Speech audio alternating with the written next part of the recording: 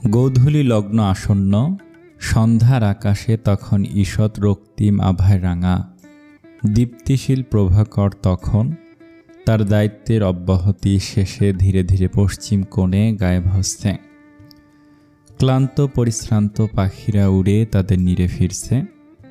হাইওয়ের প্রশস্ত রাস্তা ধরে শা শা করে এগোচ্ছে অক্ষর অত্যাধুনিক 4 চাকার বাহনটি। অক্ষর জানালার কাছে এক হাত ঠেকে আর এক হাতে চুপচাপ ড্রাইভ করছে। আপাতত সুদর্শন শ্যামবর্ণ পুরুষটির সম্পূর্ণ মনোযোগ ড্রাইভিংয়ে মনে হলেও আদতে তা না। পাশে জানালার বাইরে উদাসীন চোখে বাইরে তাকিয়ে থাকা রমণীটির সম্পর্কে হঠাৎ অনেক কৌতূহল অনুভব করছে ঐক্য। আজ রেস্টুরেন্টের ঘটনা ওকে বেশ বিস্মিত করেছে। আবৃত্তির ডিভোর্স হয়েছে সেটা সম্পর্কে আগে থেকে অবগত, কিন্তু ওর এক্স হাজব্যান্ড যে ধ্রুব হতে পারে সেটা ঐক্যের ধারণাতেও ছিল না। ধ্রুব গত 5 বছর ধরে ঐক্যের কোম্পানিতে আছে। বলতে গেলে ঐক্যর কোম্পানি সূচনা লগ্ন থেকে ধ্রুব চৌধুরী ইন্ডাস্ট্রিতে আছে। অ্যাকাউন্টিং অফিসার থেকে সহকারী ম্যানেজার পদে ধ্রুব চেষ্টা, পরিশ্রম আর ধৈর্যের পর ধাপে ধাপে এসেছে। সেই অমায়িক ভদ্র পরিশ্রমী ছেলেটার ব্যক্তি জীবনে যে এতটা ভয়ানক হতে পারে সেটা ঐক্য কখনো বিশ্বাস করে উঠতে পারছে না। নাকি ওর পেছনে রহস্য আছে? মাম্মাম, পাপার সাথে আন্টিটা কে ছিল?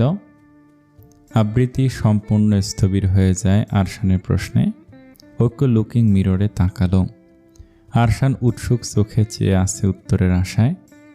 ঐক্য আর চোখে আবৃত্তির ফ্যাকাশে মুখশ্রী পরক করে নিরেট আওয়াজে বলে, আরশান, তুমি গেমস খেলতে চাও? আরশান চোখ চকচক করে ওঠে, দ্রুত মাথা নাড়িয়ে বলে, খেলতেছে আঙ্কেল। ঐক্য নিজের ফোনটা আরশানের দিকে বাড়িয়ে দেয়। এই নাও, বাসা আসা অবধি তুমি আঙ্কেলের ফোনে গেমস খেলো বাবা। পেছনের সিটে এলিয়ে আরশান নিশ্চিত মনে ফোনে গেমস খেলতে লাগলো। বাচ্চা মনে স্বভাবতই কৌতূহল বেশি থাকবে, স্বাভাবিক। ঐক্য জানে আরশান একের পর এক প্রশ্নের মানে আবৃত্তিকে জর্জরিত করে তুলবে। তার সামনে সেসব অযাচিত প্রশ্নের উত্তর দিতে আবৃত্তি ভীষণ বিব্রত অনুভব করবে। তাই তো নিজের ফোনটা বাড়িয়ে দিয়েছে আরশানের দিকে। ওয়াফাকে ঐশীর পাশে বাসায় পাঠিয়ে দিয়ে ঐক্য এক প্রকার জোর করে আরশান আর আবৃত্তিকে বাড়িতে পৌঁছে দিচ্ছে। শত একা যেতে পারুক, একজন নারীকে এমন একাকী ছেড়ে দেওয়ার মতো কাজ ঐক্যের পক্ষে সম্ভব না। আর তাছাড়া আবৃত্তি মনের ওপর দিয়ে যে ঝড় বয়ে যাচ্ছে সেটা ঐক্য খুব ভালো করে বুঝতে পারছে। তাকে এই অবস্থায় একা ছেড়ে দেওয়া সমীচীন না। ও তো এখনও ভাবতেই পারছে না ধ্রুবর মতো ছেলে এমন জঘন্য কাজ করতে পারে। প্রথম স্ত্রী সন্তান থাকা সত্ত্বেও দ্বিতীয় বিয়ে কিভাবে করতে পেরেছে ছেলেটা এমনটা? আপনি ঠিক আছেন? আবৃত্তি জানালা থেকে ফিরে তাকালো। সোজাসুজি ঐক্যর চোখে চোখ রেখে বলল, কেন? আপনি কি মনে করেছিলেন আমি বসে বসে অশ্রু বিসর্জন দেব? আবৃত্তির কাঠ কাঠ গলায় ঐক্য থতমত খেলো। আমতা আমতা করে বলল, না না, আমি সেটা বলতে চাইনি। আপনি ভুল বুঝছেন মিস। আবৃত্তি খন্দকার। ঐক্য আর কিছু জিজ্ঞেস করার সাহসই পেল না। এই মেয়ে কার রাগ কার ওপর ঝাড়ছে, আশ্চর্য। আবৃত্তিকে নরম মনের মেয়ে ভেবে ভুল করার জন্য নিজেকে কষে একটা গালি দিল। এই মেয়ে মাল্টিপল পার্সোনালিটি বহন করে। ঐক্য আপন মনে ড্রাইভ করতে লাগলো। কৌতূহল হলেও আবৃত্তিকে আর কোনো প্রকার প্রশ্ন করার সাহস পেল না। ঐক্য হাঁসফাঁস করে ওঠে। ওর হঠাৎ অদ্ভুত এক অদম্য কৌতূহল হচ্ছে পাশে থাকা স্বল্প পরিচিতা কঠোর ব্যক্তিত্ব সম্পন্ন নারীটিকে জানাবার। যে নারী নিজের প্রাক্তনের সামনেও নিজের ব্যক্তিত্বে তিল পরিমাণ নড়চড় আনতে দেয়নি। ঐক্য যে কয়দিন আবৃত্তিকে লক্ষ্য করে এটা বুঝেছে, আবৃত্তি একজন ফাইটার, যে নিজের সন্তানকে পরম মায়া মমতায় আগলে রাখে। ঐক্য অবাক হয় একজন সন্তানের জন্য তার মমতাময়ী মায়ের টান।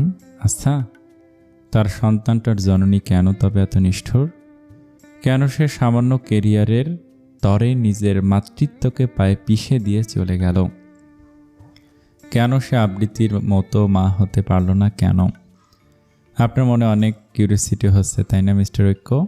হওয়াটাই স্বাভাবিক। শত ধ্রুব আপনার ম্যানেজার, ওকে আপনি আগে থেকে চিনেন, বরঞ্চ কৌতূহল না আসাটাই অস্বাভাবিক। না না, আসলে বিষয়টা তেমন না। আপনার পার্সোনাল বিষয় নাক গলানোর কোনো অধিকার আমি রাখি না, কিন্তু আজ নিজের প্রাক্তনের সামনে আপনার অটল স্বাভাবিক রূপ আমাকে সত্যি বিস্মিত করেছে। আবৃত্তি হাসল, বলল, আপনি কি মনে করেছিলেন আমি ধ্রুবর সামনে ভেঙে পড়ব, কেঁদে ফেলবো? আচ্ছা, আপনারা একজন নারীকে কেন এত নরম ভাবেন বলুন তো?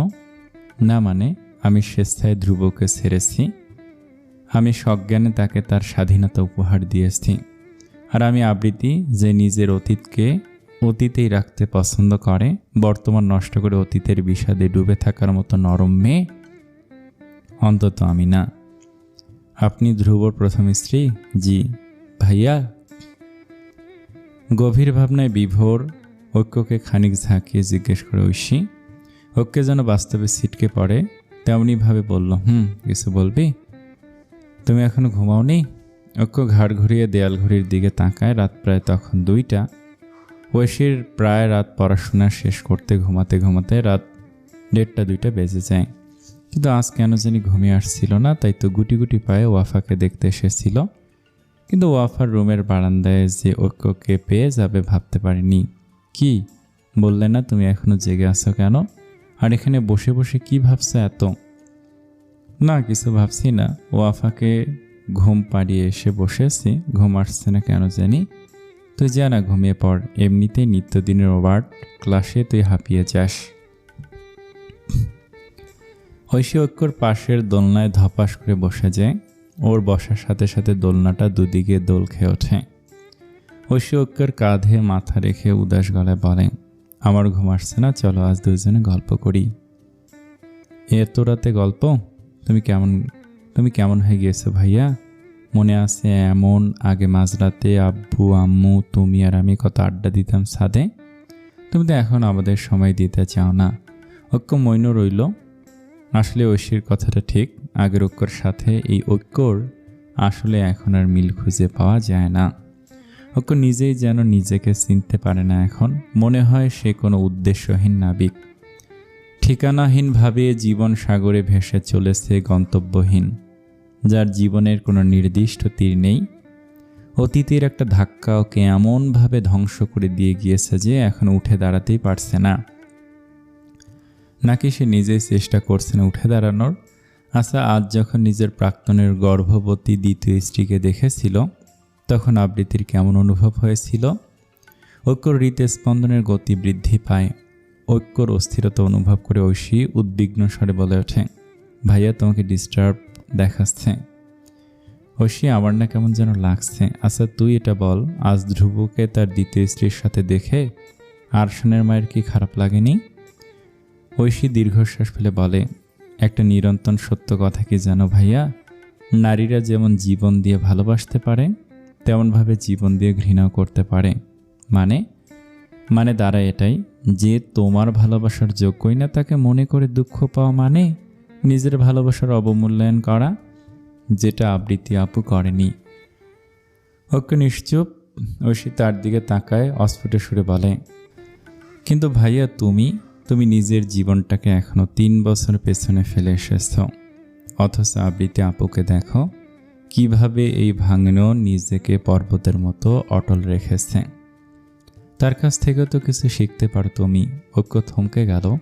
মনে পড়ল ধ্রুবর সামনে আবৃত্তির স্নিগ্ধ স্বাভাবিক মুখশ্রী। আচ্ছা, সে পারবে মাহিরাকে ফেস করতে? পারবে সামনাসামনি কখনো দেখা হলে এরূপ স্বাভাবিক থাকতে? ঐক্যর দম বন্ধ লাগে। মাহিরার কথা মনে পড়লে ওর অস্থিরতা শুরু হয়। যে মেয়েটাকেও জীবনের চাইতেও বেশি ভালোবাসলো, সে মেয়েটার প্রতারণা আজ ওকে ভেঙে গড়িয়ে দেয়। বেঁচে থাকা অর্থহীন মনে হয়। ঐক্য ঢোক গিলে বিড়বিড় করে বলে, তার মানে হচ্ছে তুমি কখনো মাহিরাকে ভুলে নিজের জীবনে এগোতেই চাওনি। ঐক্য চকিতে তাকালো, এলোমেলো স্বরে বলল, কি বলতে চাস তুই? এটাই যে তুমি গত 3টা বছর ধরে নিজের অতীত আঁকড়ে বেঁচে আছো, কখনো মুভ অন করতেই চাওনি।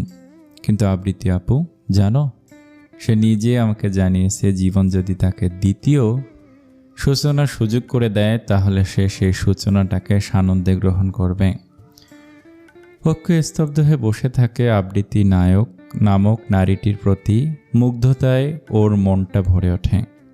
ঠিকই তো বলেছে ঐশী, ওর আদতে আবৃত্তিকে অনুসরণ করা উচিত। ওকে উঠে দাঁড়ালো, ঘরে ফিরে বিছানায় এলোমেলোভাবে গভীর নিদ্রায় আচ্ছন্ন নিজের মূল্যবান নিষ্পাপ অংশটির দিকে তাকায়, যে অংশটার পরিপূর্ণ লালন পালনে সে বরাবরই ব্যর্থ। অবশ্য এটা কেউ তাকে বলেনি। এই সোসাইটি, আশেপাশের মানুষ তাকে বাহবা দেয় এখন অবধি দ্বিতীয় বিয়ে না করে মেয়ের খেয়াল রাখার জন্য। কিন্তু আদতে কি সে নিজের মেয়ের পরিপূর্ণ খেয়াল রাখতে পারছে? ওকে জানে সে যতই ওয়াফার জন্য সব কিছু হাজির রাখুক, ওর মায়ের অভাব দুনিয়ার কোনো বিকল্পে সে পূরণ করতে পারবে না। যদি পারতই তাহলে তার মেয়েটা ইনিয়ে বিনিয়ে কথায় কথায় আবৃত্তির প্রসঙ্গে বলতো না। আচ্ছা, সে কি ভুল করেছে? জীবনের এই পর্যায়ে মুভ অন করা উচিত নয় কি? আর কতই জঘন্য অতীতটা আঁকড়ে ধরেও ধুকে ধুকে মরবে। ঐশী নিজেও ভাইয়ের পেছনে পেছনে ঘরে ঢুকলো। ভাইয়ের কাঁধে হাত রেখে নরম সুরে বলল, ভাইয়া ঠিক আছে তুমি? আমার ভীষণ অস্থির লাগছে। কিন্তু কেন? জানি না কেন, তো জীবনটাকে আর একটা বার সুযোগ দিতে বড্ড মন টানছে রে। ঐশী চমকে ওঠে। সে কি সঠিক শুনল? তার ভাইটা অবশেষে নিজ থেকে জীবনে এগোতে চাইছে। ঐশীর ঠোঁটজোড়া প্রশস্ত হাসিতে মেতে ওঠে। ওর মনের পরিকল্পনাকে তার ভাই অবচেতন মনে সহজ করে দিয়েছে। এখন শুধু সঠিক সময়ের অপেক্ষা। ঐশী আনমনে বিড়বিড়ায়, শীঘ্রই তোমার জীবনে দ্বিতীয় সূচনা হতে চলেছে ভাইয়া। অন্ধকারাচ্ছন্ন কক্ষটিতে শুনশান নীরবতা। মধ্যরাতে শেষভাগে ঘরের সবাই গভীর ঘুমে তলিয়ে। শুধু ঘুম নেই আবৃত্তির চোখে। নিজের জীবনের সবচেয়ে প্রিয় মানুষটির প্রিয় জিনিস তার আরাম কেদারায় চোখ বন্ধ করে মাথায় এলিয়ে দুলছে আবৃত্তি। আজ আর হাজার চেষ্টাতেও ঘুম নামবে না দু চোখে। তাই তো এখানে বসে আছে ঘন্টার পর ঘন্টা। হঠাৎ ওর বন্ধ চোখের কার্নিশ বেয়ে এক ফোঁটা উত্তপ্ত জল গড়িয়ে পড়ল মেঝেতে। অতীতের কিছু দগদগে ঘা আজ আবার নতুন করে তাজা হলো ইরা আর ধ্রুবকে দেখে। ওর মনে পড়ল সে অভিশপ্ত দিন। অনেকক্ষণ ধরে সেন্টার টেবিলের ওপর থাকা আবৃত্তির ফোনটা নিরলস বেজে চলেছে। তরকারিতে ব্যস্ত, হাতে ঝোলের পানি দিয়ে আবৃত্তি ছুটল ফোনটা তুলতে। ফোনে সম্পূর্ণ অচেনা একটা নাম্বার দেখে আবৃত্তি ভুরুকুচকে ফোনটা রিসিভ করল। হ্যালো, কে বলছেন? ওপাশে নিঃশব্দ বিরাজমান আবৃত্তি তিতিবিরক্ত কণ্ঠে বলল, আশ্চর্য, ফোন করে কথা বলছেন না কেন? ওপাশে একটি চিকন নারী কণ্ঠ আওয়াজ ভেসে আসে, আবৃত্তি, আমি ইরা বলছি, চিনতে পেরেছ নিশ্চয়ই? আবৃত্তির পিলে চমকে ওঠে। ইরা নামক নারীটির অস্তিত্ব নিজের জীবনের বাঁকে বাঁকে অনুভব করলেও কখনো নারীটির কণ্ঠ কিংবা তাকে সচক্ষে দেখার সুযোগ হয়ে ওঠেনি। চাইলে হয়তো সম্ভব হতো নারীটিকে এক নজর চাক্ষুষ অবলোকন করার, কিন্তু কেন যেন আবৃত্তির নারীটির প্রতি এক অদ্ভুত বিতৃষ্ণারই সে জায়গানি তাকে সামনাসামনি দেখার। হয়তো নিজের স্বামীর প্রাক্তন বলে আবৃত্তি স্বাভাবিক কণ্ঠে জিজ্ঞেস করে, হ্যাঁ চিনতে পেরেছি। কোনো প্রয়োজনে কল করা হয়েছে? প্রয়োজনেই বই কি, নয়তো কেউ নিজের প্রাক্তন প্রেমিকের স্ত্রীকে কল করবেন নিশ্চয়ই। সেটা আপনি ভালো জানেন মিস ইরা, যেহেতু কলটা আপনার পক্ষ থেকেই। তোমার কথাগুলো খুবই স্পষ্ট আবৃত্তি, এজন্য হয়তো ধ্রুবর এত পরিবর্তন। যা বলতে চাইছেন স্পষ্ট বললে খুশি হব। আমার তোমার সাথে কিছু প্রয়োজনীয় কথা আছে আবৃত্তি। আবৃত্তি ভুরুকুঁচকে জিজ্ঞেস করলো, কি কথা?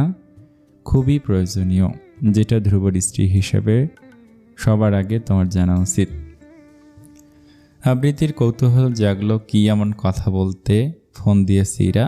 মনে মনে একটু ভীতু হলেও আবৃত্তি বিপরীত পক্ষকে তা বুঝতে দিল না।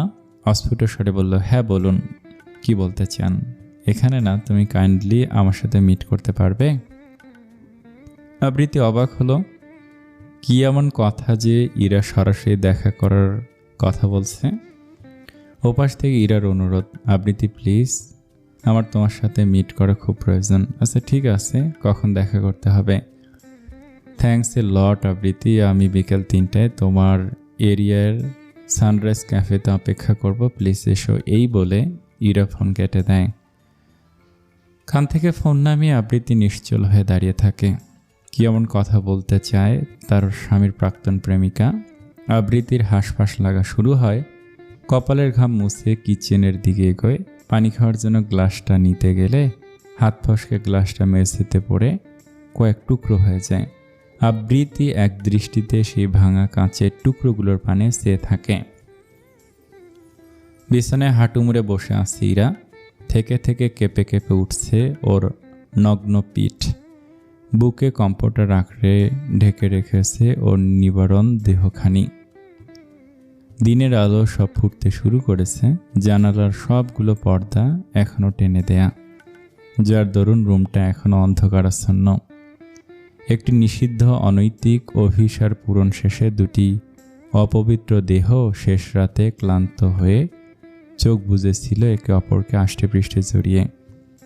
ভোরের আলো তাদের রাতের ভ্রম আর লিপ্সা মুহূর্তে গায়েব করে দিয়ে বাস্তব দুনিয়ায় টেনে আনে। মেঝেতে হাত পা ছড়িয়ে মূর্তির মতো বসে আছে ধ্রুব। উদাম ক্লান্ত পরিশ্রান্ত বদনে স্তব্ধ হয়ে বসে সে। বিধ্বস্ত চেহারায় কোনো নড়চড় নেই। বাকি দিন দুনিয়ার যেন ওর কোনো হুঁশি নেই আপাতত। উদাম ফর্সা পিঠে নখের আঁচড়ে হিজিবিজি অবস্থা। এই চিহ্নগুলো কাল রাতে তাদের নিষিদ্ধ কার্যালাপের সাক্ষী হয়ে ধ্রুবর পিঠে অঙ্কিত হয়ে আছে। অজানা আতঙ্কে ধ্রুব বুকটা হাঁপড়ের মতো ওঠানামা করছে। এদিকে ইরার নিরন্তর কান্না যেন ওর বিক্ষিপ্ত মস্তিষ্কে আগুন ধরিয়ে দিচ্ছে। হতাশায় মাথার চুলগুলো খামচে ধরে হঠাৎ রুম কাঁপিয়ে চিৎকার করে ওঠে। ডান হাতটা মুঠো পাকিয়ে মেঝেতে কয়েকটা ঘুষি মারে। শিট, এ আমি কি করে ফেললাম? এরা কান্না ভুলে হতবাক চোখে ধ্রুবর দিকে তাকিয়ে আছে। ধ্রুব মেঝে থেকে উঠে দাঁড়িয়ে ফোঁসফোঁস করছে। হাতের আঙুলগুলো ছেঁচে রক্ত বের হয়ে গিয়েছে। আকস্মিক সামনে থেকে কৃত্রিম ফলোয়ার ভাসটায় কষে একটা লাঠি মারল। ইরা আটকে উঠে বিছানায় হেডরেস্টে সিটিয়ে যায়। ধ্রুবর এমন প্রতিক্রিয়া ওকে আশাহত করেছে, এটা ওর ভীতু চেহারা দেখলেই ঠাহর সম্ভব। প্রকম্পিত গলায় ভেঙে ভেঙে বলে, ধ্রুব তুমি এমন করছো কেন? ধ্রুব লাল চোখে পেছনে ফেরে। ওর হিংস্র চেহারা আর রাগান্বিত চোখ দেখে ইরা আটকে উঠে ফুপিয়ে ওঠে। ধ্রুবর পিলে চমকে ওঠে। ইরার ঘাড় গলায় অজস্র কামড়ের দাগ দেখে ধ্রুবর পা ভেঙে আসে। কোনো মতে পা দুটো টেনে এনে ইরার সামনে বসে কাঁপা গলায় কোনো মতে বলল, আই এম সরি ইরা, আমাকে প্লিজ ক্ষমা করে দাও। ইরা অশ্রুসিক্ত গলায় বলল, এবার কি হবে ধ্রুব? আমার কি হবে? আবৃত্তি যদি জানতো না। ইরা কান্না থামিয়ে স্তব্ধ হয়ে যায়। ধ্রুব আবার দাঁড়িয়ে ঘরমায় পায়চারি করতে থাকে। অপ্রকৃতস্থের মতো বিড়বিড় করে, না আবৃত্তি কিছুতেই যাতে না জানতে পারে। ও আমাকে তাহলে কোনোদিন ক্ষমা করতে পারবে না। আমি ওকে হারিয়ে ফেলবো সারা জীবনের জন্য। ধ্রুব ফিসফিস করে কি বলল তা ইরার কানে গেল না। ও সতর্ক চোখে চেয়ে আছে ধ্রুবর পানে। মুখটা ধরফর করছে ধ্রুবর ক্ষিপ্ত আচরণে। ধ্রুব যে এভাবে রিয়্যাক্ট করে বসবে সেটা তো ইরা কল্পনা তো ভাবেনি। তাহলে এবার কি হবে? ধ্রুব কি ওকে আগলে নেবে না? তাহলে কি লাভ হলো নিজের সতীত্বের বিসর্জনে? I need to go. Dhruv বিড়বিড়ায়, চারদিকে এলোমেলো দৃষ্টি ফেলে কিছু খোঁজে। কক্ষে থাকা কাউন্সের সামনে নিজের গতরাতের শার্টটা পরে থাকতে দেখে। ব্যস্ত হাতে শার্টটা পরে নিয়ে বড় বড় পা ফেলে রুম থেকে যেতে নেয়। ইরা হতভম্ব পায়ে কমফোর্টার পেঁচিয়ে ধ্রুবকে পেছন থেকে জাপটে ধরে। বিহ্বল ধ্রুবর পা থমকে যায়। ইরা আহাজারি করে বলল, ধ্রুব তুমি এভাবে যেতে পারো না আমাকে একা ছেড়ে। সবসময় আমার সাথে এভাবে অন্যায় করে পার পেয়ে যেতে তুমি পারো না। এতদিন মুখ বুজে আমি সহ্য করেছিলাম, কিন্তু কালকে রাতের পর থেকে আর সম্ভবপর নয় আমার পক্ষে। তোমাকে আমাকে এবার গ্রহণ করতেই হবে। বলতে বলতে ইরার হেঁচকি উঠে যায়। ধ্রুব বিস্ময়কর দৃষ্টিতে পেছন ফিরে ইরাকে দেখে। একটা ঢোক গিলে গলার স্বর খাদে নামিয়ে বড্ড কসরত করে দুটো শব্দ বের করলো, মানে? ইরা দুহাতে চোখের পানি মুছে। হঠাৎ করে কান্না বিজড়িত মুখটা শক্ত হয়ে যায়। ব্যগ্র কণ্ঠে দাঁত চেপে বলল, you have to accept me Dhruv. ধ্রুবর পায়ের জোর হারিয়ে ফেলে, ধাপ করে পাশে থাকা কাউসে বসে পড়ে। এরা খেয়াল করে ধ্রুবর বাম লাল হয়ে থাকা চোখটা বেয়ে এক ফোঁটা গরম জল চিবুক গড়িয়ে বুকে মিলিয়ে গিয়েছে। বর্তমান কলিং বেলের কর্কশ আওয়াজ দিয়ে ইরা ধরফড়িয়ে ওঠে। এই শীতে ওর কপালে বিন্দু বিন্দু ঘাম জমেছে। মৃদু হাঁপাতে হাঁপাতে ঘড়িতে তাকায় ইরা। রাত তখন প্রায় 3টা। বাসার সবাই গভীর ঘুমে থাকলেও রাত থেকে ইরা দু চোখের পাতা এক করতে পারেনি। হঠাৎ করেই যেন ওকে এক প্রবল অপরাধবোধ জেঁকে ধরেছে। নিজের ঘৃণ্যকৃত কর্মের কথা আজকাল হরহামেশাই মনে পড়ে যায়। ডাক্তার বলেছে ওর প্রেগন্যান্সিতে রিস্ক আছে। প্রেগন্যান্সি হাইপার টেনশনে ভোগার কারণে ওর গর্ভের বাচ্চার উপরও ক্ষতিকর প্রভাব পড়ছে। বিকেলে ইরাকে বাসায় পৌঁছে দিয়ে ধ্রুব যে নিরুদ্দেশ হলো তার আর কোনো খবর নেই। ইরা শতবার ফোনে ট্রাই করেছে, কিন্তু প্রতিবারই একটা যান্ত্রিক কণ্ঠে ফোন নট রিচেবল জানিয়েছে। ইরা ভারী পেট আঁকড়ে উঠে দাঁড়াতেই পেটে খানিকটা খিস মেরে ওঠে। ব্যথায় হালকা আর্তনাদ করে ওঠে, তবুও অন্তরের তাড়নায় বাহিরের ব্যথাটাকে ততটা প্রাধান্য দিল না। বেড থেকে ওড়নাটা গায়ে জড়িয়ে বড় বড় পা ফেলে ছুটল দরজা খুলতে। নিশ্চয়ই ধ্রুব ফিরেছে। ড্রয়িং রুমে আসতে ইরার পা জোড়া থেমে যায়। সোনিয়া ততক্ষণে দরজা খুলে দিয়েছে। ধ্রুব ধীর পায়ে বাসায় ঢোকে। উস্কো খুস্কো চুল, শার্টের উপরে বাটন কয়েকটা খোলা, ক্লান্ত বিধ্বস্ত চেহারা। সর্বদা পরিপাটি টিপটপভাবে চলা ধ্রুবর এই অগোছাল রূপ ইরার নিকট কেন জানি বড্ড পীড়াদায়ক ঠেকল। ওর বুকে চিনচিনে ব্যথা জাগলো। সোনিয়া কিছু বলল না, কেমন সহানুভূতির দৃষ্টিতে ধ্রুবর দিকে সে নরম সুরে বলল, ভাইয়া ডিনার করেছেন? খাবার দেব? না, খিদে নেই। যন্ত্রের মতো বলল ধ্রুব, তারপর টালমাটাল পায়ে রুমের দিকে হাঁটা দিল। সোনিয়া দীর্ঘশ্বাস ফেলে দরজা আটকে পেছন ঘুরে অবাক হলো। ইরা দাঁড়িয়ে আছে লিভিং রুমের কোনায়। গর্ভবতী ইরাকে এত রাতে জাগ্রত দেখেও কিছু বলল না ধ্রুব। ভারী পা ঠেলে রুমে ঢুকে গেল। ইরার চোখ ছলছল করে উঠল। ও আজ সারা রাত না খেয়ে আছে। ধ্রুবর চিন্তায় ওর গলা দিয়ে খাবার নামতো না। ভেবেছিল ধ্রুব ফিরলে ওর হাতে খাবার জন্য বায়না করবে, কিন্তু ধ্রুবর যেন কোনো চিন্তায় নেই ইরাকে নিয়ে। মানসিক অশান্তি, প্রেগন্যান্সি হাইপারটেনশন, এক্লাম্পসিয়া সহ নানা জটিল শারীরিক ও মানসিক রোগে ভোগা ইরাকে আরও দুর্বল করে দিল ধ্রুবর এহেন নির্লিপ্ততা। ও টলটলে চোখে ধ্রুবর গমন পানি চেয়ে রইল। কান্না গিলে নিজেও হাঁটা ধরতে নিলেও থেমে যেতে হলো সোনিয়ার প্রশ্নে। ভাবি, খাবার খেয়ে নিন।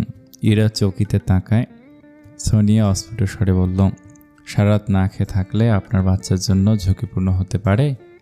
আর যাই হোক, গর্ভে থাকা ওই প্রাণটা তো নিষ্পাপ, তাহলে সে কেন শাস্তি পাবে বলুন? ইরার আপাদমস্তক কেঁপে ওঠে। হঠাৎ করে ওর সারা শরীরটা কাঁপতে লাগলো।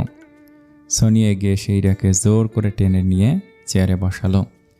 ফ্রিজ থেকে ঢাকনা দেয়া খাবারগুলো বের করে ওভেনে গরম করে থালায় বেড়ে নিল। সাথে নিল একটু লেবুর আচার, যাতে খেতে গেলে বমি না পায়। প্লেটটা নিয়ে ইরার সামনে চেয়ার টেনে বসে। ভাতে নলা পাকিয়ে লোকমা বাড়িয়ে ধরে ইরার মুখে। নিন, হাঁ করুন। ইরার টলটলে চোখের জোয়ার যেন ভাঙল। ও ফুপিয়ে ওঠে, সোনিয়াকে জড়িয়ে ধরে। সোনিয়া একটা দীর্ঘশ্বাস ফেলে ইরার পিঠে হাত রেখে বলল, ধৈর্য ধরুন ভাবি, নিজের কৃতকর্মের জন্য আল্লাহর কাছে ক্ষমা চান। একটি নারীর অভিশাপ যে ভয়ঙ্কর, খুব ভয়ঙ্কর। সময়টা বিকাল 3টার কাটা ছিল। গ্রীষ্মের কাঠফাটা রোদের তেজে মনে হচ্ছে মধ্য দুপুর। আবৃত্তি শাড়ির আঁচলে কপালের ঘাম মুছে একটা রিক্সা ডাকলো। রিক্সা চড়ে ব্যাগ থেকে ফোনটা নিয়ে স্ক্রিন অন করতে ইরার মেসেজ ভেসে ওঠে। আমি অপেক্ষা করছি আবৃত্তি, তুমি কি আসবে? আবৃত্তি দীর্ঘশ্বাস ছেড়ে কিবোর্ডে আঙ্গুল চালিয়ে লেখে, আসছি। মেসেজটা পাঠিয়ে আবৃত্তি থম মেরে রইল। কি বলতে চায় ইরা, যার জন্য আবৃত্তির সাথে দেখা করতে চাইছে? যদিও আবৃত্তি সম্পূর্ণ মানসিক প্রস্তুতি নিয়েই যাচ্ছে ইরার মোকাবেলা করার, কিন্তু তবুও মনের অবাঞ্ছিত শঙ্কা কিছুতেই দূর করতে পারছে না। মনের অস্থিরতা দূর করতে ফোনটা ওপেন করে। আনলক করতেই ওয়ালে ভেসে ওঠে একটি চক্ষু শীতল করা দৃশ্য। ধ্রুবর বুকের ওপর হুডির ভেতর পরম নিশ্চিন্তে ঘুমিয়ে আছে 2 বছরের ছোট্ট আরশান। ফোলা গালগুলো ধ্রুবর বুকে দাবিয়ে রেখেছে। বাবা ছেলে তখন ছিল গভীর নিদ্রায় আচ্ছন্ন। দেখতে মাত্রাতিরিক্ত কিউট লাগায় আবৃত্তি ধ্রুবর অগোচরে ছবিটা নিয়েছিল। সে থেকে ছবিটা আবৃত্তির ফোনের ওয়ালপেপারে দায়িত্ব অর্জন করেছে। আবৃত্তি আর মনে হাসে, সকল দুশ্চিন্তার শঙ্কা যেন মুহূর্তে উবে যায়। ছবিটিতে বৃদ্ধাঙ্গুলি বুলিয়ে আদর করে দেয়। হয়তো ধ্রুব ওকে মন থেকে ভালোবাসে না, কিন্তু ধ্রুব ওকে ওর জীবনের শ্রেষ্ঠতম উপহারটি দিয়েছে, যাকে ছাড়া আবৃত্তি একটা নিঃশ্বাসও নিতে পারবে না। এই ছোট্ট প্রাণটার মুখের দিকে তাকিয়ে ও মানিয়ে নিয়েছে ভালোবাসাহীন একটা সম্পর্কে। থাক না, নাইবা ভালোবাসলো ধ্রুব ওকে। এই শহরের অলিগলি খুঁজলে কত শত যুগল পাওয়া যাবে, যারা ভালোবাসাহীন একটা দাম্পত্য জীবন বয়ে চলেছে বছরের পর বছর। আবৃত্তিও না হয় তাদের একজন হয়ে সারাটা জীবন কাটিয়ে দেবে তার কলিজার টুকরা আরশানের তরে। আপা আইয়া পড়ছি।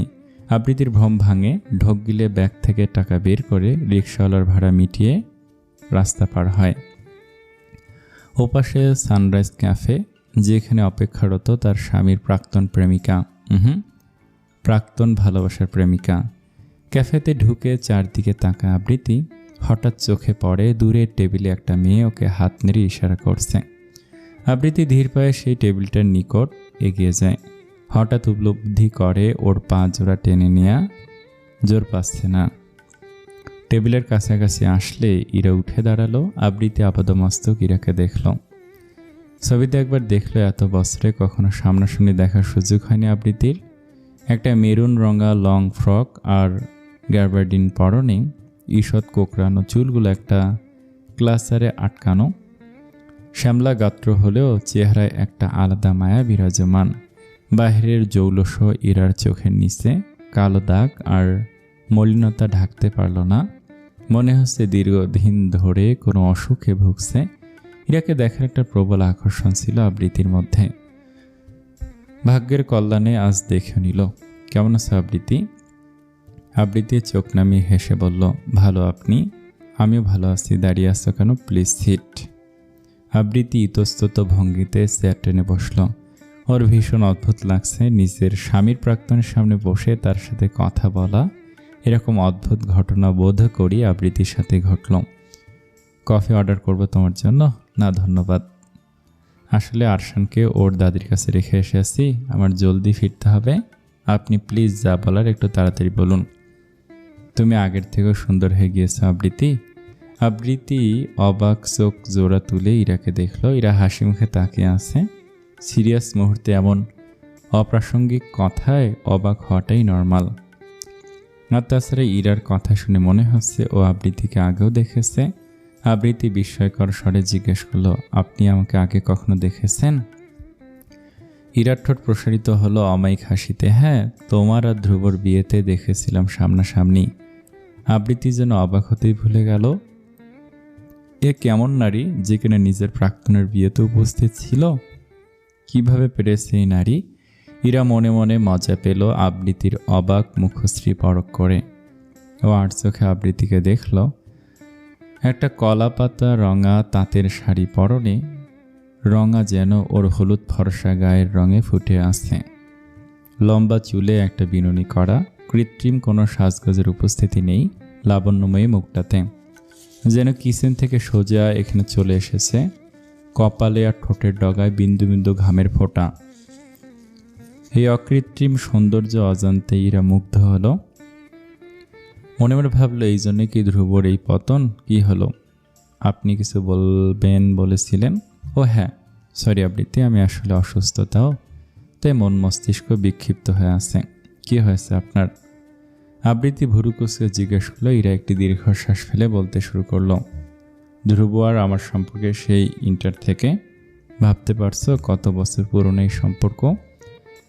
আমাদের দুজনের রিলেশনের কথা ওরা আমার পরিবার সহ পুরো ভার্সিটি জানতো না শুধুমাত্র ধ্রুবর বাবা। তিনি প্রেম ভালোবাসায় ছিলেন চরম অনাগ্রহী, যার ফলে ধ্রুব ওনার থেকে লুকিয়ে গিয়েছিল আমাদের সম্পর্কের কথা। ধ্রুব ভেবে রেখেছিল একটা মোটামুটি জব হলে আন্টিকে দিয়ে অফিসিয়ালি প্রস্তাব পাঠাবেন, যাতে ধ্রুবর বাবা মনে করেন আমাকে আন্টি পারিবারিকভাবেই পছন্দ করেছেন। ইভেন সবাই তো নিশ্চিত ছিল ধ্রুবর বউ আমি হব। যেন আমি কতবার আন্টির হাতের খাবার খেয়েছি ওর বাসায় গিয়ে। তুমি যেই রুমে এখন থাকো ওই রুমটিতে কোথায় কি থাকবে এমন কত শত পরিকল্পনা করতাম আমি ও বাড়ি গেলে। আবৃত্তি হতবাক হয়ে বসে রইল। ওর এখনো বুঝতে আসছে না ইরাকে হঠাৎ এসব কেন বলছে। ও তো জানি ধ্রুব আর ইরা একে অপরকে পাগলের মতো ভালোবাসত, যার জন্য ধ্রুব এত বছরও তাকে আপন করতে পারেনি। কিন্তু এসব শুনে এখন আবৃত্তির কী লাভ? ইরা একটা নিঃশ্বাস নিয়ে আবার বলা শুরু করলো, একদিন আমি খবর পেলাম আঙ্কেল নাকি ধ্রুবর বিয়ে ঠিক করেছেন হঠাৎ, তার নিজের অতি প্রিয় বাল্যকালের বন্ধুর মেয়ের সাথে। আমি আটকে উঠলাম। ধ্রুব সব ভয়ডর ভুলে আঙ্কেলকে জানালো আমাদের কথা, বলল আমরা একে অপরকে ছাড়া বাঁচব না। আঙ্কেল কি করলেন তখন জানো? বললেন তিনি প্রতিজ্ঞাবদ্ধ নিজের মৃত বন্ধুর কাছে, কিছুতেই সেই প্রতিজ্ঞা তিনি ভাঙতে পারবেন না। তারপর আপনার মহাপ্রেমিক বাবার কথায় আমাকে বিয়ে করে নিল, তাই তো? আবৃত্তির কাট জবাব। ইরা খানিকটা অপ্রস্তুত হলো। আবৃত্তি এই উজ্জ্বল চোখে কেন জানি চোখ মেলাতে পারল না। মেঝেতে এলোমেলো চোখের ক্ষীণ স্বরে পাতা ফেলে বলল, ওকে বাধ্য করা হয়েছিল। আবৃত্তি আনমনে হাসলো।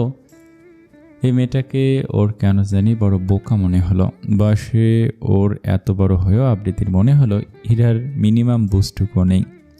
হয়তো জীবনে এখনও রূঢ় বাস্তবতার সম্মুখীন হয়নি, তাই ও দীর্ঘশ্বাস ছেড়ে বলল, এসব আপনার গুরুত্বপূর্ণ কথা। ইরা কি বলবে ভেবে পেল না। ওকে চুপ করে বসে থাকতে দেখে আবৃত্তি তিতিবিরক্ত হয়ে উঠে দাঁড়ালো।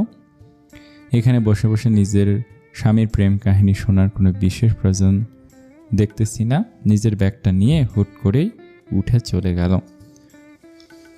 সরি মিস ইরা, আমার ছেলেটা একা বাসায়, আমাকে ফিরতে হবে, আজ আসি, প্লিজ ডোন্ট মাইন্ড। এই বলে আবৃত্তি ব্যাগ নিয়ে হাঁটা ধরে, কিন্তু পেছন থেকে ইরার কণ্ঠে যেন বজ্রপাত ঘটে, যাতে বাধ্য হয়ে থেমে যেতে হয় আবৃত্তির চলন্ত বা যুগলকে। আমি ধ্রুবর সন্তানের মা হতে চলেছে আবৃত্তি। একটা মানুষ মৃত্যু যন্ত্রণা বোধ হয় তখনই হয় যখন সে হাজার চাইলেও নিজের অন্তরের চাপা কষ্টগুলো বুকে চেপে গুমড়ে গুমড়ে মরে। যেই যন্ত্রণাগুলো পৃথিবীর কোনো বিকল্প কিংবা সান্ত্বনায় লাঘব করা দুষ্কর। নারী জীবন কেন এত কষ্টের? কেন একজন পুরুষ এত সহজে একজন নারীর আত্মসম্মান, তার ভালোবাসাকে এভাবে গুড়িয়ে দেয়? কি পায় সে? আরেকটা নারী শরীর। আবৃত্তি যতই এই সমাজের সামনে নিজেকে শক্ত রাখুক না কেন, দিন শেষে কষ্টে ওর বুকটা ফেটে যায়। যে কষ্টগুলো অদেখা, যার কোনো পরিমাপ করা যায় না। ওর জীবনটা ওর সাথে এমন পরিহাস কেন করলো? কি দোষ ছিল তার? কেউ কি বলবে তার অন্যায়টা কী ছিল? দিন শেষে এই প্রশ্নগুলোর উত্তর ও কার কাছে পাবে? হঠাৎ পুরাতন মেহগনি কাঠের দরজাটা ক্যাট করে আওয়াজ হলো। নিশ্চয়ই কেউ রুমে প্রবেশ করছে। তড়িঘড়ি করে নিজের চোখের বহমান বাড়িধারা ব্যস্ত হাতে মুছে নেয় সে। তার হৃদয় ভাঙার হাহাকার সে কাউকেই দেখাতে নারাজ। কি হবে দেখিয়ে? সামান্য সহানুভূতি কি ভেঙে খান খান হয়ে যাওয়া আবৃত্তিকে ফের জোড়া লাগাতে পারবে? দরজা খুলে আহান বিড়াল পায়ে ঢুকলো। ওর আজ নাইট ডিউটি ছিল মেডিসিন প্লেসমেন্টে, কিন্তু সন্ধ্যা নাগাদ ওশির ফোনে আহান চমকে ওঠে। এই মেয়ে পরশুর পর থেকে ওকে এড়িয়ে চলছে। আগের মতো এটা বুঝে নেওয়ার বাহানে আসে না ওর কেবিনে। কিন্তু আজ হঠাৎ ওশির কল দেখে হতবুদ্ধি বনে যায় সে। মানে সোজা ফোন, এতটাও আশা করেনি আহান। এক প্রকার ঘরেই সে ওশির ফোন রিসিভ করে, কিন্তু ওকে চমকে দিয়ে ওশির থমথমে সুরে বিকেলের রেস্টুরেন্টের সব ঘটনা বৃত্তান্ত খুলে বলে। সব শুনে আহান স্তব্ধ হয়ে যায়। ওকে কোনো সাড়া দিতে না দেখে ঐশী দীর্ঘশ্বাস ফেলে কেবল একটা কথাই বলেছিল, আবৃত্তি আপু needs you sir, please stay with her, she really needs someone. তারপর আহান আর কিছু না ভেবেই হসপিটাল কর্তৃপক্ষের কাছে ইমার্জেন্সি ছুটি চাইল, কিন্তু হাসপাতালে মেডিসিন ওয়ার্ডে ডায়রিয়া রোগীর আধিক্য থাকায় তাকে বাধ্য হয়ে রাত 1টা অবধি রুগী দেখে তারপর আসতে হয়েছে।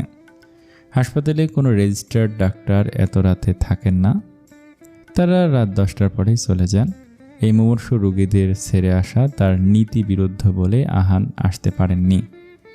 আহান ধীর পায়ে এগোলো, আবৃত্তির চোখের পানি মুছে সতর্ক ভঙ্গিতে চাইল, কে হতে পারে বাড়িতে শুধুমাত্র সে, মা আর আরশান মাত্র প্রতিদিনকার মতো ঘুমের ওষুধ খেয়ে ঘুমাচ্ছে, তাহলে কে? আহান অবাক হলো না, যেন আবৃত্তির এই গভীর রাতেও জাগ্রত থাকা স্বাভাবিক। আমি আবৃত্তির পিলে চমকে ওঠে নিজের ভাইকে দেখে।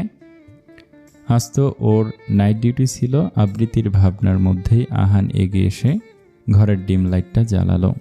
সে আলো ঈষৎ আলোকিত হয়ে উঠল এতক্ষণের অন্ধকারাচ্ছন্ন শুনশান কক্ষটা। আহানের চুল বেয়ে টপ টপ করে পানি ঝরছে, মনে হচ্ছে গোসল করে মাথাটাও মোছেনি। আবৃত্তি দাঁড়িয়ে গিয়ে অবাক গলায় বলল, তুই? তোর না ডিউটি ছিল আজ রাতে? হ্যাঁ, ছুটি নিয়েছি। কিন্তু কেন? আহান টেবিল থাকা টিস্যু বক্স থেকে একটা টিস্যু নিল। আবৃত্তি অবাক চোখে দেখছে আহানের কর্মকাণ্ড।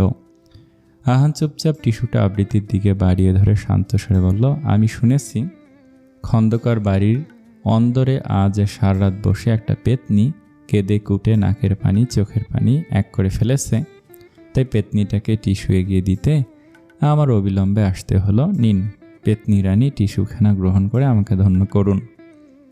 আবৃত্তির চোখ মুখ কুঁচকে টিস্যুটা নিয়ে বলল, তোকে কে বলেছিল আমি কাঁদছিলাম? আজিব চালান জিন খবর পাঠিয়েছিল। আবৃত্তি মুখ ফুলিয়ে অন্যদিকে তাকালো। আহান ওকে পরখ করে অস্ফুটে জিজ্ঞেস করে বসলো, আজ ধ্রুবর সাথে তোর দেখা হয়েছিল না? আবৃত্তি স্থবির চোখে আহানকে দেখে হতবাক গলে বলল, তোকে কে বলেছে? যেই বলুক, রাস্কেলটা তোকে কিছু বলেছে, বল আমাকে। আবৃত্তি থমথমে মুখে বলল, না, আমি তার কোনো কথা শোনার জন্য বসে তো থাকিনি। আবৃত্তির বুঝে আসছে না আহানকে কে জানালো ঘটনাটা। আবৃত্তির ফ্যাকাশে চোখ মুখ দেখে আহান গোপনে দীর্ঘশ্বাস ফেলল। চোখের পানিগুলো শুকিয়ে চিটচিটে হয়ে আছে মুখটা। টুইনরা নাকি একে অপরের দুঃখ সুখ অনুভব করতে পারে, যাকে বলা হয় টুইন টেলিপ্যাথি। যদিও এটা পুরোপুরি প্রমাণিত নয়। আচ্ছা, তার বোনটার জন্য যে তার বুক ছিঁড়ে যাচ্ছে, ঠিক এরূপ যন্ত্রণায় কি তার বোন অনুভব করছে নাকি আরও বেশি? কি করবে আহান? কি করলে তার বোনটার যন্ত্রণা লাঘব হবে? কিভাবে ওর হারানো সব কিছু ফিরিয়ে দিতে পারবে? কিরে, তুই এভাবে দাঁড়িয়ে আছিস কেন? ভাত খেয়েছিস নাকি বেড়ে দেব? না, ক্যান্টিন থেকে 8টায় খেয়ে নিয়েছি। আচ্ছা, যা ঘুমিয়ে পড়। হ্যাঁ, আমি ঘুমিয়ে পড়ি, আর তুই আবার আয়োজন করে কাঁদতে বসে পড়। আবৃত্তি উদাস গলায় বলল, না, আর কাঁদব না। কি হবে কেঁদে? শুধু কেঁদেই যদি মানুষ যন্ত্রণা ভুলে যেতে পারতো তাহলে তো হতোই। আহান ঘড়ির দিকে তাকে দীর্ঘশ্বাস ছেড়ে বলল, একটু পর ফজরের আজান দিয়ে দেবে, এখন আর ঘুমিয়ে কাজ নেই। চল না আবৃত্তি, আমরা বারান্দায় বসি একটু। আবৃত্তি জানে আহানকে কমফোর্ট ফিল করাতে চাইছে। আজীবন তার পেছনে লাগা আহানের সাথে এই আহানের কোনো মিল নেই। এই আহান আবৃত্তির 2 ঘন্টার ছোট হয়েও ওর বড় ভাই হওয়ার চেষ্টায় সর্বদা সচেষ্ট। আবৃত্তি আরশানের গায়ে কাঁথাটা ভালো করে জড়িয়ে দিয়ে বলল, আচ্ছা চল। বারান্দায় বসতে আহান সোজা আবৃত্তির কোলে শুয়ে পড়ল। ওটা ওর পুরনো অভ্যাস। আগে যখন মেডিকেলের প্রস্তুতির সময়টায় 2 ভাই বোন গ্রুপ স্টাডি করত, তখন এভাবে আহান ওর কোলে শুয়ে পড়ত। আবৃত্তি নিজের শালটা টেনে আহানকে জড়িয়ে নিল। আবৃত্তি আহান ওর কোল ছেড়ে উঠল। নরম সুরে সহোদরাকে বলল, মনের কষ্ট এভাবে চেপে রাখতে রাখতে দম বন্ধ হয়ে মরে যাবি তুই। আবৃত্তির চোখ জোড়া টলমল করে ওঠে। ধরা গলায় হাহাকার করে বলল, আহান, আমি তোকে একটু জড়িয়ে ধরে কাঁদি। আবৃত্তির কণ্ঠে আকুতি। আহানের চোখ উপচে কান্নারা ঠেলে বের হলো। পুরুষ মানুষের নাকি কান্না পায় না, তাহলে তারা আহানকে দেখে কি বলবে? আহান কান্না গেলে দুহাত প্রসারিত করে দিল। নীরবে আহ্বান জানালো আহানের বুকটা ভিজিয়ে দেয়ার। আবৃত্তি ঝাঁপিয়ে পড়ে আহানের পেতে রাখা বুকে আহানের টি শার্ট খামচে ধরে হাউমাউ করে কেঁদে ওঠে।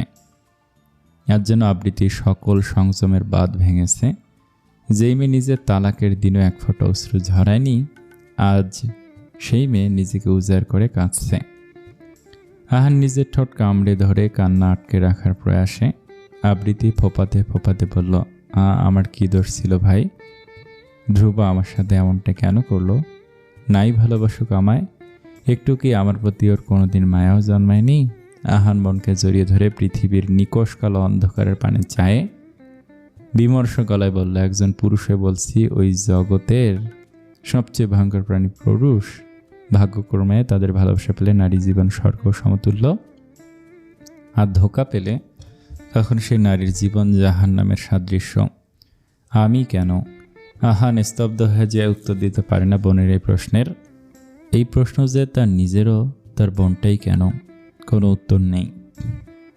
দীপ্ত ল্যাপটপটা শব্দ করে বেডসাইড টেবিলে রাখলো। সোনিয়া সেই যে দরজা খুলতে গেল, আর যেন ফিরে আসার নামই নেই। কম্বল ছেড়ে উঠতে ইচ্ছে করছে না। করছেটা কি এই মেয়ে? নিশ্চয়ই ভাইয়া এসেছে। দীপ্তর আজকাল এই বাড়িতে মনই টিকতে চায় না। রাতে বাড়িতে ফিরে আসলে কেমন মনমরা লাগে ওর, যেন কোনো মৃত বাড়িতে চলে এসেছে। আগের মতো সকালে এই বাড়িতে এখনো হইহুল্লোর চোখে পড়ে না। আরশানের নিষ্পাপ খিলখিল হাসির শব্দ শোনা যায় না। আদুরে সুরে কেউ তার কাছে চকলেটের আবদার করে না। জুমার দিনে ওই আরশান নামক বাচ্চাটা হাত ধরে মসজিদে যায় না। সন্ধ্যায় যখন আর সবার পছন্দের পাঁকড় আর মালাইসের আসর বসে না, মাত্র 1 মাসের যেন বাড়িটা মৃত্যুপুরীতে রূপান্তরিত হয়েছে। সবাই যে যার মতো ঘরে পড়ে থাকে। দীপ্তর মনে পড়ে না শেষবার কবে ওরা সবাই একসাথে বসে খাবার খেয়েছিল। আবৃত্তি যাওয়ার সাথে সাথে যেন এই বাড়ির সুখগুলো নিঃশেষ হয়ে গিয়েছে। এসব ভেবে দীপ্ত দীর্ঘশ্বাস ছাড়ে। কোথায় ভেবেছিল আজ সোনিয়ার সাথে একটু একান্ত সময় কাটাবে। মেয়েটা না বললেও ও বসে সোনিয়া এই বাড়িতে মন টিকতে চায় না। হঠাৎ খট করে দরজা খোলা শব্দে সামনে তাকে বিরক্ত মিশ্রিত গলায় বলল, এত দেরি হলো ক? সোনিয়ার পেছনে ইরাকে দেখে দীপ্ত নিজের কথা গিলে নিল। তড়িঘড়ি করে বিছানা থেকে দাঁড়িয়ে বলল, আপনি? দীপ্ত ইরাকে কখনো ভাবি বলে সম্বোধন করেনি। যেখানে আবৃত্তিকে ভাবি ডেকে এসেছে, সেখানে ইরার অযাচিত প্রবেশ সম্পর্কে বদলে দীপ্ত এখন অভ্যস্ত হতে পারেনি। আবার হতে পারে তার ইচ্ছেও নেই। দীপ্ত, ইরা ভাবি আজ আমার সাথে থাকবে, তুমি প্লিজ গেস্ট রুমে যাও। দীপ্ত অবুজ চোখে তাকিয়ে আছে। সোনিয়া চোখের ইশারায় কিছু বলল। দীপ্ত বুঝতে পেরে আর কোনো কথা বলল না। নিজের ফোনটা হাতে নিয়ে নীরবে প্রস্থান করল। ভাবি আসুন, আপনি এবার ঘুমিয়ে পড়ুন। ইরা বাধ্যের ন্যায় একপাশে শুয়ে পড়ল। সোনিয়া ওর গায়ে কমফোর্টারটা জড়িয়ে দিল। তুমিও প্লিজ আমার সাথে শো, আমার গা কাঁপছে। সোনিয়া বিনা বাক্য ব্যয়ে ইরার পাশে শুয়ে পড়ল। ঘুমান ভাবি, কাল আপনাকে আমি ডাক্তারের কাছে নিয়ে যাব। সোনিয়া চিন্তিত মুখে পাশ ফিরে বেডসেট ল্যাম্পটা নেভালো। ওর মনে অশনির শঙ্কা জাগছে। মনে হচ্ছে সামনে কোনো বিশাল ঝড় আসতে চলেছে। ধ্রুব ঘরে ফিরে ফ্রেশ না হয়েই একটা নাম্বারে বারবার ডায়াল করছে। কেন করছে নিজেও জানে না, শুধু জানে হেলায় হারানো প্রাক্তন স্ত্রীর সাথে এই মুহূর্তে কথা না বলতে পারলে ওর মনটা হালকা হবে না। হঠাৎ ফোনটা রিসিভ হতেই ধ্রুব বেকুল স্বরে বলল, আবৃত্তি শুনছ? অপর পাশে থমথমে প্রত্যুত্তর, আমি আহান। ধ্রুব চমকে উঠে বলল, আহান তুমি? আবৃত্তি কোথায়? আহান এক পলক বিছানের নিদ্রায় শায়িত নিজের বোনের ভঙ্গুর চেহারা চাইল। তখন কাঁদতে কাঁদতে আহানের বুকে ঘুমিয়ে পড়েছিল। আহান দাঁতে দাঁত চেপে বলল, ধ্রুব ওয়াহিদ, এত রাতে নিজের প্রাক্তন স্ত্রীকে কল দেয়া কেন প্রয়োজন মনে করলেন? নাকি প্রাক্তনের পিছু নেওয়া আপনার জন্মগত দোষ? আহান, একদম চিৎকার করবেন না, গলার ঠাট আমারও আছে। আই ওয়ার্ন ইউ, আমার বোনের জীবনে আর কোনো প্রকার হস্তক্ষেপ করবার দুঃসাহস দেখাবেন না। ধ্রুব অবাক হলো আহানের ক্ষিপ্ততায়। এই ছেলেটা না ওকে এক সময় বড় ভাইয়ের মতো সম্মান করত? ঢোক গিলে বলল, আহান, আমার আবৃত্তির সাথে অনেক গুরুত্বপূর্ণ কথা আছে। আমার বোনের সাথে আপনার লিগ্যালি তালাক হয়েছে। এখন আপনি আমাকে এই কথাটা বলুন, একজন মানুষ তার প্রাক্তনের সাথে কি গুরুত্বপূর্ণ কথা থাকতে পারে? তো এত রাতে আরশানের বিষয়ে কোনো কথা হলে আপনি আমাকে বলুন, নতুবা ফোন রাখুন। আমার আবৃত্তির সাথেই কথা আছে। সরি, ও আপনার সাথে কোনো কথা বলতে চায় না, সেটা আপনিও জানেন। এই বেলা খট করে লাইনটা কেটে গেল। আহান, প্লিজ আমার কথা।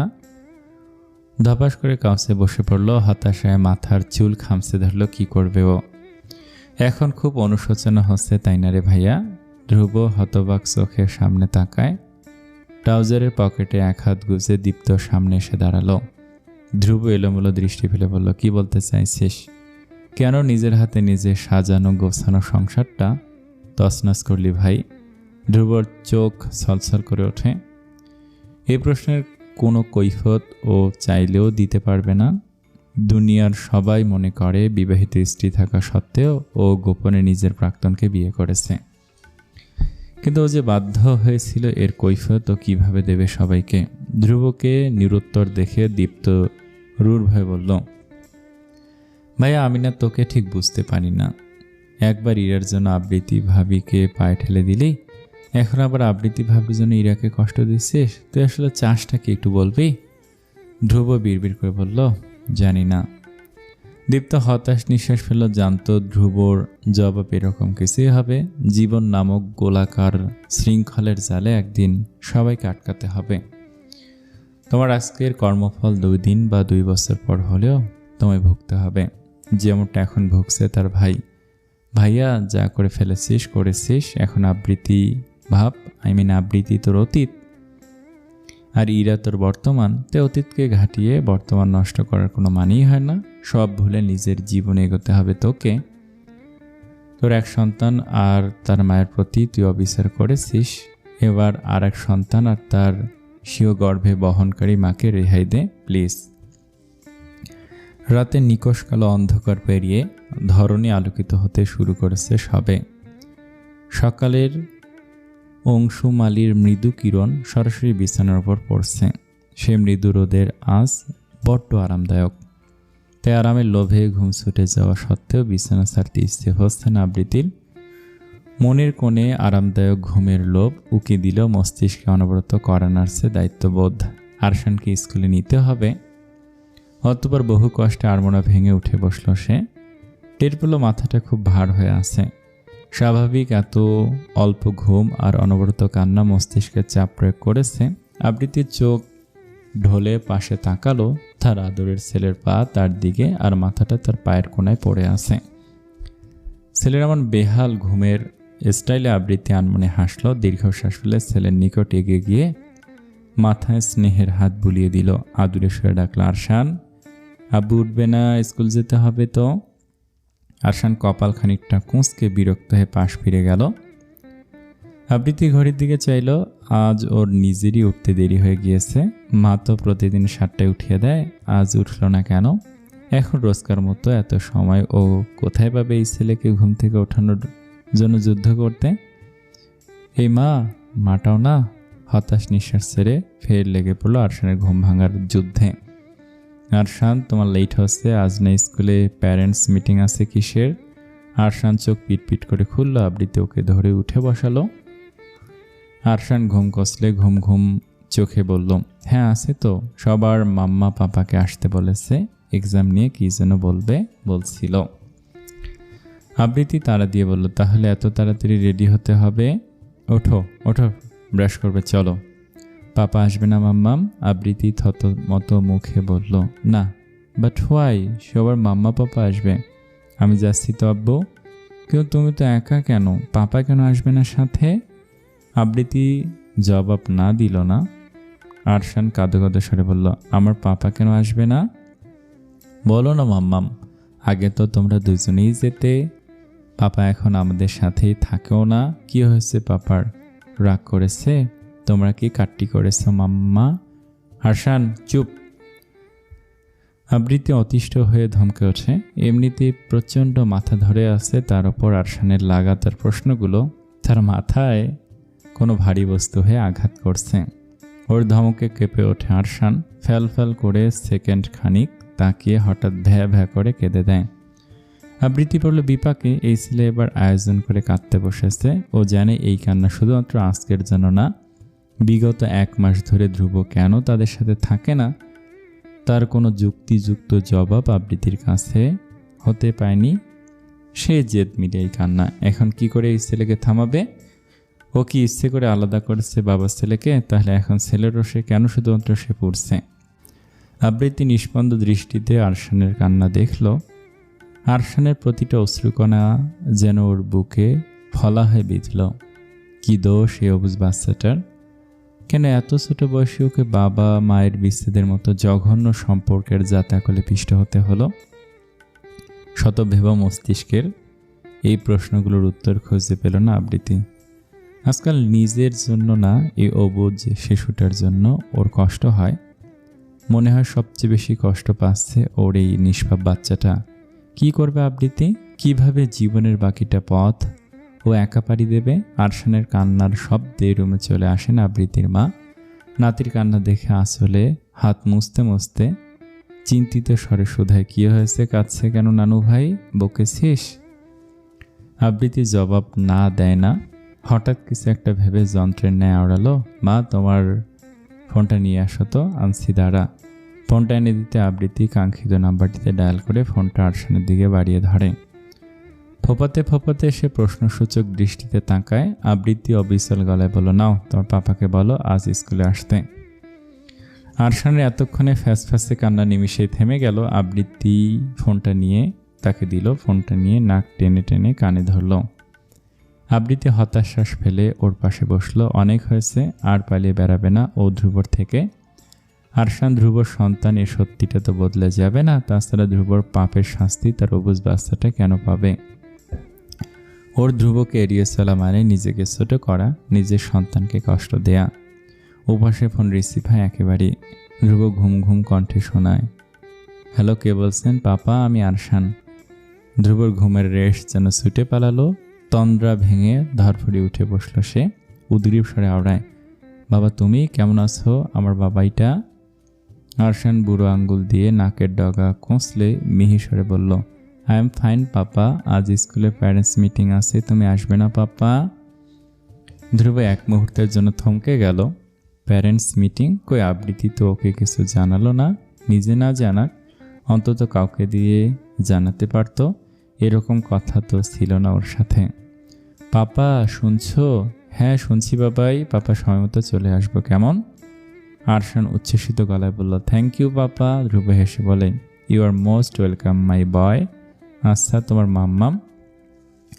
পুরো কথাটা বলার আগে ও পাশে খট করে লাইনটা কেটে গেল। ধ্রুব ফোনটা হাতে নিয়ে থম মেরে বসে রইল। নিশ্চয়ই আবৃত্তি ফোনটা কেটে দিয়েছে। ধ্রুবর বুকে চিনচিনে ব্যথা জাগলো। আজ যদি ও ঘৃণ্য পাপটা না করতো তাহলে হয়তো ওর আবৃত্তি আর নিজের সন্তানের সাথে একটা সুখের সংসার রচিত হতো। সবকিছু পেয়ে হারিয়ে ফেলার আফসোসের মতো কঠিন যন্ত্রণা পৃথিবীতে আর কারো না হোক। একটা দীর্ঘশ্বাস ফেলে ধ্রুব বেড থেকে নেমে দাঁড়ালো। কিছু একটা মনে পড়তেই সারা রুমে চোখ বুলিয়েও ইরাকে কোথাও দেখতে পেল না। বুকসের একটা হতাশা মিশ্রিত দীর্ঘশ্বাস নির্গত হলো তার। কি করছে ও? কাল দীপ্তর কথাগুলো মনে পড়ল তার। আসলেই কি ও কি চায়, কেন করছে এসব?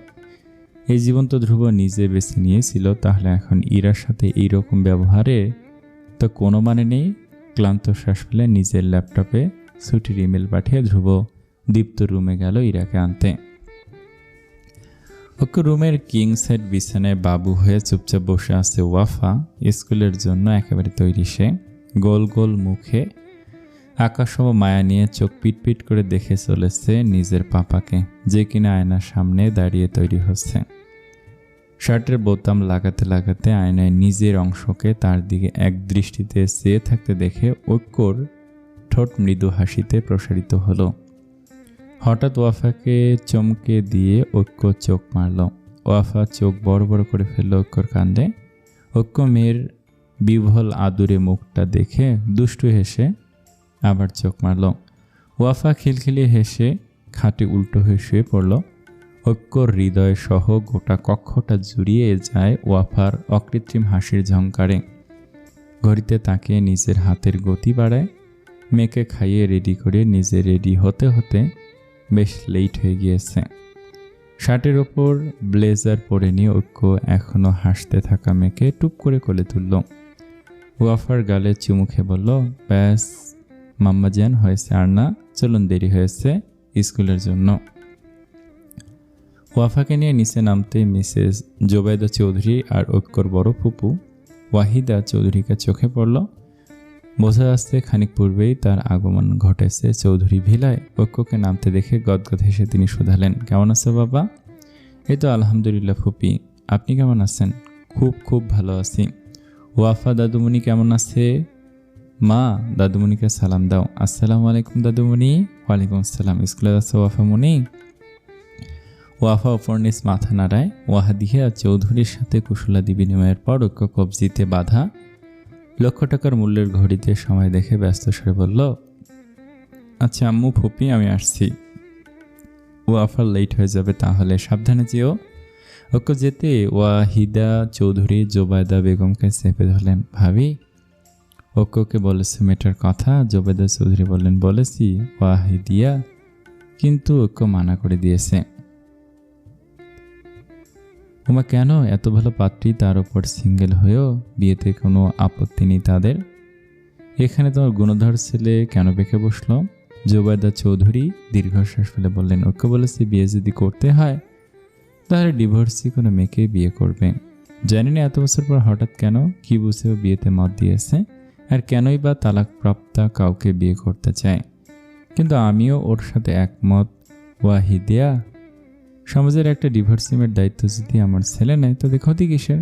একজন ডিভোর্সিমের জন্য এই সমাজ কতটা বিষাক্ত তা খুব করে জানো তুমি। কিন্তু ভাবি, কোনো কিন্তু নয় ওয়াহিদিয়া, ছেলে আমার বিয়েতে মত দিয়েছে, এই ঢের। আচ্ছা, তাহলে কি ডিভোর্সি মেয়ে দেখতে বলবো ঘটককে? তারা অবশ্যই। ওয়াফা দাদুমণির স্কুলের একটা মেয়ের সাথে কথা বলেছিল গতকাল, আগে ওই মেয়েটাকে দেখে নিই। ম্যাফল লিভ ইন্টারন্যাশনাল স্কুল। স্কুলের সামনে পার্কিং এরিয়ার থামলো ঐক্যর কার। সচরাচর নিচে ড্রাইভ করলো, আজ ড্রাইভার সাহেবরে নিয়ে এসেছে। পেছনের সিটে বাবা মেয়েতে রাজ্যের গল্প করতে করতে স্কুলে এসে পৌঁছেছে। গল্প বলতে শুধু ওয়াফাই হাজারখানেক বাচ্চা সুলভ কথা বলে গিয়েছে, আর ঐক্য মনোযোগ দিয়ে শুনেছে তার পাখিটার কিচিরমিচির। যদিও ওয়াফার ইদানিং সকল কথার কেন্দ্রবিন্দু আবৃত্তি নামক রমণী, ঐক্যভাবে তার ওয়াফা হয়তো ওই নারীটির কাছে মাতৃ স্নেহের সুধা আস্বাদন করেছে, তাই এত মায়া ওই রমণীর প্রতি। গাড়ি থেকে নেমে ঐক্য মেয়েকে কোলে তুলে নিয়ে নামলো। সেই সময় বিপরীত পাশ হতে একটা সিএনজি থামলো স্কুলের সামনে। বাবা, দেখো সুইটি আন্টিরা এসেছে। ঐক্য কিছু বলল না, কিন্তু ভেতরেও চলে গেল না, কি মনে করে ঠায় দাঁড়িয়ে রইল।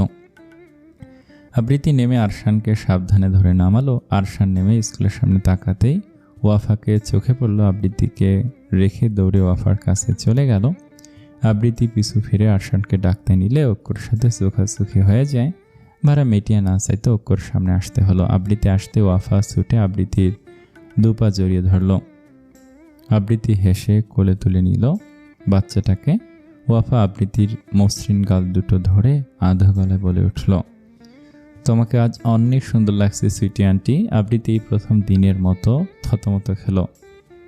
ও তো ভুলে যায় ওয়াফাকে কোলে নেওয়া মানে আরেকটা নতুন করে বিব্রত হওয়া। আবৃত্তির অপ্রস্তুত মুখভঙ্গি লক্ষ্য করে ঐক্য ঠোঁট বাঁকিয়ে হাসলো, বিড়বিড় করে বলল, সুইটি আন্টিকে তোমার কাছে কোনোদিন সুন্দর লাগে না আম্মা জান? ঐক্য আজ কি মনে করে হুট করে আরশানকে কোলে তুলে নিল। আরশান চোখ পিটপিট করে তাকিয়ে রইল। গম্ভীর মুখ ঐক্য আদুরে সুরে জিজ্ঞেস করলো, কেমন আছে চ্যাম্প? খুব ভালো আঙ্কেল। ঐক্য এক পলক আড়ষ্ট হয়ে দাঁড়িয়ে থাকা আবৃত্তির দিকে চাইল, বলল, আপনি কেমন আছেন মিস আবৃত্তি খন্দকার? আমি ভালো আছি আলহামদুলিল্লাহ। আপনি কেমন আছেন? জি, আমিও ভালো আছি। ওকে নিজের ব্লেজারের পকেট থেকে দুটো চকলেট বের করে আরশান আর ওয়াফাকে দিল। ওরা নিজেদের মতো ব্যস্ত ছিল, কিন্তু খেয়াল করলো না দূর হতে ধ্রুব স্থির চোখে ওদের দিকে চেয়ে আছে। চোখে একটু হিংসা ফুটল কি কে জানে। স্কুলের সামনে নিজের প্রাক্তন স্ত্রী আর সন্তানকে নিজের অফিসের বসের সাথে দাঁড়িয়ে হেসে হেসে কথা বলতে দেখে ধ্রুবর বুকটা ধক করে ওঠে। আবৃত্তির কোলে ওয়াফা আর ঐক্যর কোলে আরশানকে দেখে অদ্ভুত অস্থিরতা অনুভব হচ্ছে। মনে মনে আগাম শঙ্কা জাগছে। ওর তাকিয়ে থাকার মাঝে ওরা স্কুল গেট পেরিয়ে ভেতরে চলে গেল। ধ্রুবকে সামলে ধ্রুব নিচে হয়ে গেল। আজ আবৃত্তির সাথে ওকে কথা বলতেই হবে যেভাবেই হোক। স্কুলের প্যারেন্টস মিটিং রুমে সব স্টুডেন্টদের প্যারেন্টস অলরেডি চলে এসেছে। মিটিং শুরু হতে এখনও কিছু সময় বাকি আছে বিধায় সব অভিভাবকরা একে অপরের সাথে খোশ আলাপে মেতে আছে। ঐক্য আর আবৃত্তি আরশান ওয়াফাকে নিয়ে একসাথে ঢুকে। সকলে ফিরে তাকা ওদের দিকে। এর মধ্যে একজন নতুন স্টুডেন্টের মা দাঁড়িয়ে বলে, মাশাল্লাহ আপু, ওরা আপনাদের টুইন বেবি, অনেক কিউট দুজনে, আর হ্যাপি ফ্যামিলি। কি নয়নাভিরাম লাগছে পুরো পরিবারকে। ঐক্য আবৃত্তি দুজনেই বেশ অপ্রস্তুত হলো কিছু বলায়। হঠাৎ পেছন থেকে কেউ ঠান্ডা গলায় বলে উঠল, Arshan is miss son Mrs whatever. মহিলাটা থতমত খেলো। সবাই সামনে তাকে গোল গোল চোখে ব্ল্যাক কোট প্যান্ট পরে সাপ সেজে আসা সুদর্শন ধ্রুবকে দেখলো। আরশান উৎফুল্ল গলায় চিৎকার করে ওঠে, পাপা। উপস্থিত সকলে অবাক চোখে একে অপরের দিকে নীরব দৃষ্টি বিনিময় করলো। ধ্রুব সেই দৃষ্টিকে পাত্তা না দিয়ে একদম ঐক্যর সামনে শটান হয়ে দাঁড়ালো। ভদ্রতার বালাই ছাড়াই ঐক্যর কোল থেকে এক প্রকার ছিনিয়ে নিল আরশানকে। ঐক্য ভুরুকুচকে চেয়ে দেখলো শুধু। ধ্রুবর সাথে ফোনালাপ বাক্য বিনিময় ছাড়াই একটা চেয়ার টেনে বসলো এক পাশে। আবৃত্তি সকলের দিকে এক পলক চেয়ে একটু সাইডে চলে গেল, যেন বাঁচতে চাইছে সবার কৌতূহলী দৃষ্টি থেকে। ধ্রুব সেদিকে তাকে দীর্ঘশ্বাস ফেলে। কিছু পল বাদেই সবাই পুনরায় যে যার মতো আড্ডায় মেতে ওঠে। ধ্রুব মাথা নিচু করে বসে থাকে। হালকা আসমানি রঙের চুড়িদারে আবৃত্তিকে অবিবাহিত মেয়েদের মতো দেখতে লাগছে। বিয়ের পর থেকে সবসময় আবৃত্তিকে শাড়িতে দেখে অভ্যস্ত ধ্রুব শাড়ি পরে কোমরে আঁচল গুজে দিনের বেশিরভাগ সময় রান্নাঘরে কাটিয়ে দেয়। আবৃত্তিকে দেখে না চাইতেও মুগ্ধতায় ভরে উঠত ধ্রুবর দু চোখ। কেন জানি এই পোশাকে আবৃত্তিকে দেখে ধ্রুবর ভেতরটা পুনরায় বিদগ্ধ হলো। হঠাৎ চারিদিকে সতর্ক দৃষ্টি ফেলে আরশানকে বলল, আরশান, তুমি এখানে তোমার ফ্রেন্ডসদের সাথে খেলো, পাপা আসছি কেমন? আচ্ছা পাপা। আসসালামু আলাইকুম। এই গল্পটা কেমন লাগছে কমেন্টে জানাবেন। প্রতিদিন এই গল্পটা দিব। ভালো থাকবেন।